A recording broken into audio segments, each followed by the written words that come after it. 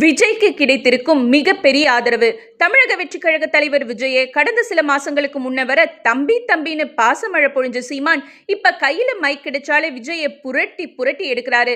முதல்வர் மு.க. ஸ்டாலினை மருத்துவமனையில இருந்து வீடு திரும்பின பிறகு அவரை வாலண்டியரா போய் மீட் பண்ணதுக்கு பிறகு சீமான் கிட்ட நிறைய சேஞ்சஸ் தெரியுது. இன்னும் சொல்ல போனா அந்த சந்திப்புக்கு பிறகுதான் சீமான் விஜயை லெப்ட் அண்ட் ரைட் வாங்குறாரு.